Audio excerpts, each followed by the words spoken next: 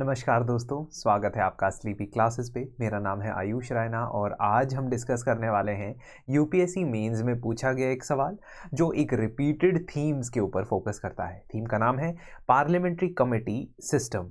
Parliamentary committees और उसकी importance democracy के अंदर कई बार अलग अलग तरीके से आपसे पूछी जा चुकी है। सवाल आपके सामने है, यदि आप चाहते हैं आप इसे अटेम्प्ट कर सकते हैं इस वक्त। Before I discuss this with you, let me read out the question. Explain the structure of parliamentary committee system.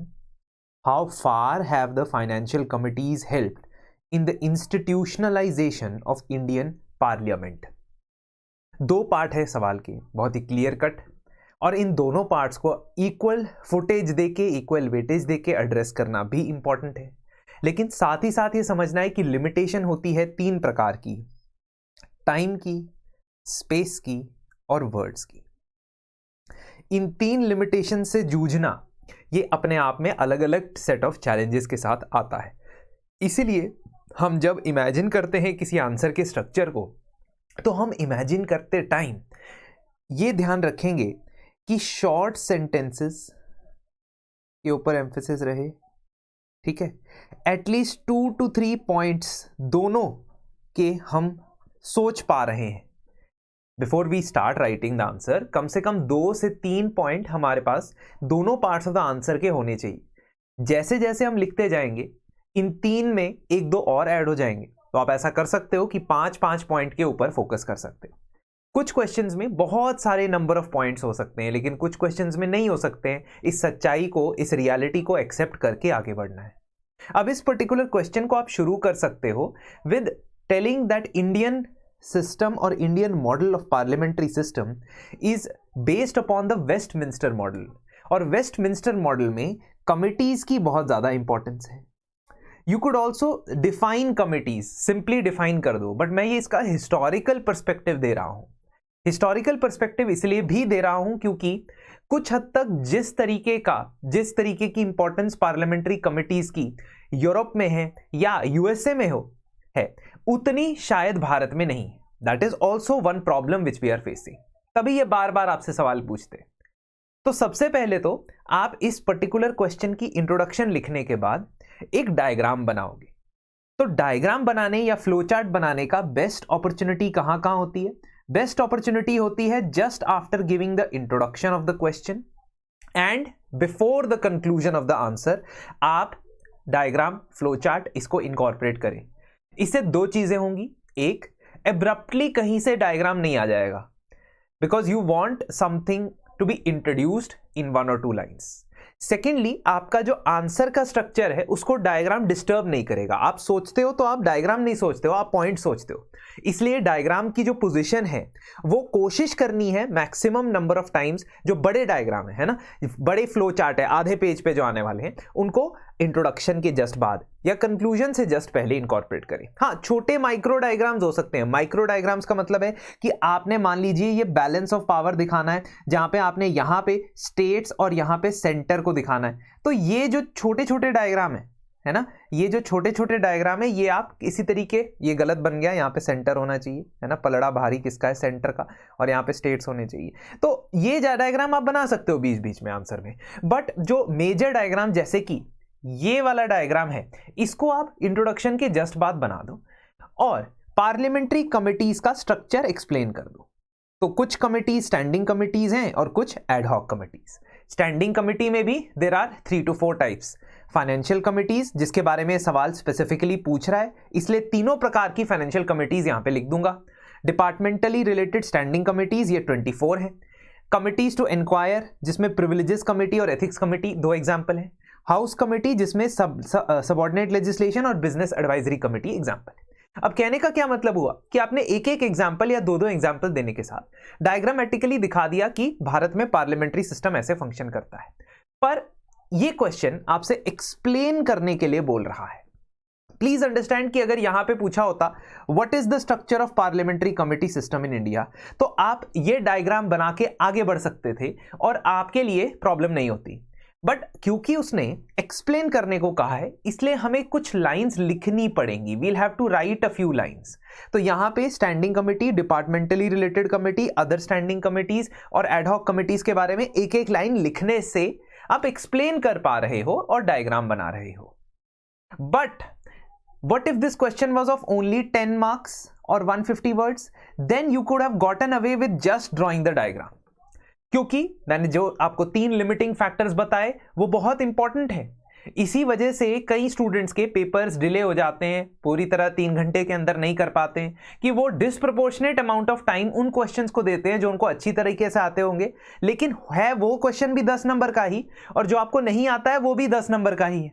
तो there is an upper limit in both the marks, the number of words, the space and the time, इसलिए ये याद रखना है। इसके बाद आप discuss करोगे कि फाइनेंशियल कमिटीज क्या रोल प्ले करती है। दोस्तों, प्रीवियस ईयर क्वेश्चंस यूपीएससी 2013 से लेकर 24 तक हम डिस्कस करते हैं अपने प्रीवियस ईयर क्वेश्चंस के कोर्स में। आप एनरोल कर सकते हो और इसमें एंटायर सब्जेक्ट्स के थीम वाइज क्वेश्चंस आपको डिस्कस करके मिलने वाले हैं, तो जरूर कंसिडर कर सकते हो इसको। अब second part of the question कहता है, how far have the financial committees helped in the institutionalisation of Indian parliament. ये बहुत इंपॉर्टेंट क्वेश्चन है। अब जब ये हाउ फार बोल रहा है दोस्तों, तो अब इसका मतलब है कि इसको लगता है कि कुछ गैप्स हैं अभी भी। अगर वो बोलता, सिंपली आपको कहता कि डिस्कस द रोल और कंट्रीब्यूशन, तो मैं पॉजिटिव कंट्रीब्यूशन लिख के निकल सकता था इस आंसर से, लेकिन अब उसने मुझसे पूछ लिया है कि how far have the financial committees, इसका मतलब there must be some gap which is left, है ना। उनकी फंक्शनिंग 100% सेटिस्फैक्टरी नहीं है। इसका मतलब जब मैं 3 से 4 या 5 पॉजिटिव पॉइंट्स लिखूंगा, उनके कंट्रीब्यूशन या महत्व को मैं हाईलाइट करूंगा, वही दूसरी तरफ मुझे बताना पड़ेगा कि there are some drawbacks.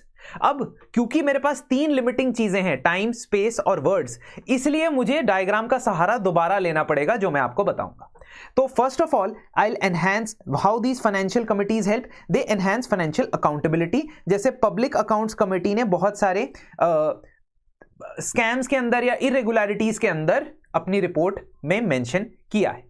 Governance को बेहतर बनाने के लिए, जैसे नेशनल सोशल असिस्टेंस प्रोग्राम एनसैप के अंदर चेंजेस सजेस्ट करना, जो अभी भी पेंडिंग है but there still is a requirement. तो गवर्नेंस में जो इकोनॉमिकली स्पेंडिंग हो रही है, स्कीम्स में जो पैसा जा रहा है वो सही जा रहा है या नहीं जा रहा है, वो किसी और क्षेत्र में जाना चाहिए या नहीं जाना चाहिए, उसमें फीडबैक देता है। थर्ड, ये पार्लियामेंट की इंपॉर्टेंस या प्रिंसिपल ऑफ पार्लियामेंट्री सुप्रीमेसी को बनाए रखने में मदद करता है, जहां पे एग्जीक्यूटिव बिना किसी रिपरकशंस के कोई भी डिसीजन ले, तो ऐसा नहीं होना चाहिए। कम से कम पार्लियामेंट उसको जवाबदेही करे। एक्सपर्ट्स का फीडबैक लेती है ये कमेटी। बहुत सारे केसेस में एक्सपर्ट्स को इनवाइट किया जाता है, एक्सपर्ट्स का फीडबैक भी लिया जाता है। माइक्रोकॉस्म ऑफ पार्लियामेंट है, क्यों?